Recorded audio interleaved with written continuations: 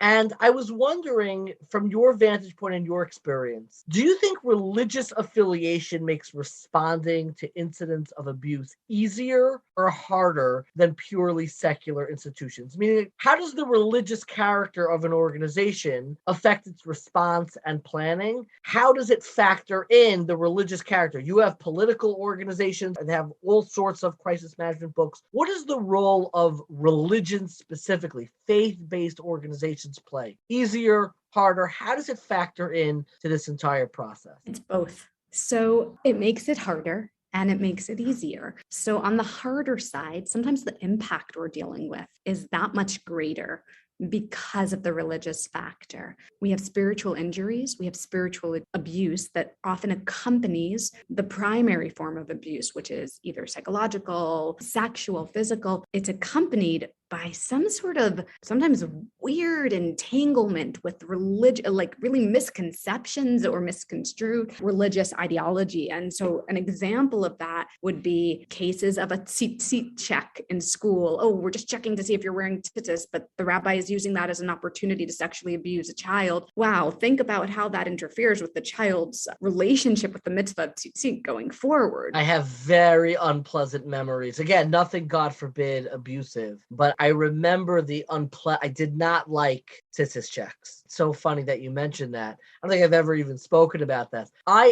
This story, and I'm sorry I'm interrupting with this. I just like it so I had a time in fourth, they had tzitzis checks. And I remember on one morning, I was wearing a big winter coat and I reached my hand into my winter coat and I realized that I didn't even think I was wearing a shirt on. Like I thought that I didn't even have, I just had my tzitzis underneath. I was so nervous. And I remember that I'm like, oh my gosh, I'm going to have to, my Rebbe is going to make me take off my coat to see if I have tzitzis on or not. It's going to expose me. I'm not even wearing a shirt right now. I forgot to wear a shirt to school. And I don't know why. It's not incredibly relevant, but that the intensity of those memories is definitely something that stays with me. And again, I want to say I was not privy, God forbid, to sexual abuse, but I remember the invasiveness that I felt from those. Thank you for sharing that. And you're saying that this wasn't for you a moment of sexual abuse, and yet it's something that stuck with you and just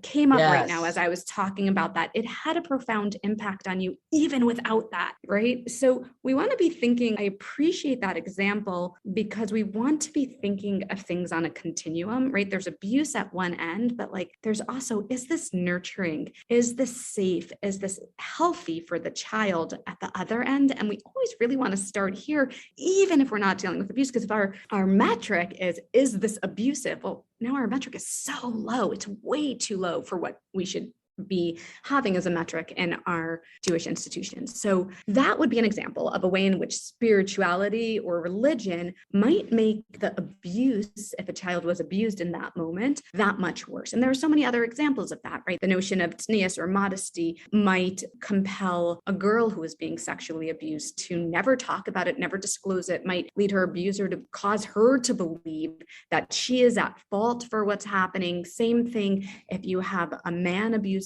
a boy, and all sorts of messages about being gay have been communicated. All of that, it's very complex, right? And then also, we know from research coming out of the Australian Royal Commission that if a child has been abused by an authority figure or a clergy person like a rabbi, well, then the delay for disclosure is that much longer, could average 10 years or more until the child tells anyone for the first time. So that impacts the ability to get help. And of course, when religious figures represent access to religion, to faith, to our community, and that religious figure is themselves abusive, or perhaps they mishandled abuse, then that becomes really problematic. There's a victim survivor. Her name is Ruth Krafsky, and she gives this incredible talk. And one of the sentences that stands out most for me from her talk, when she's describing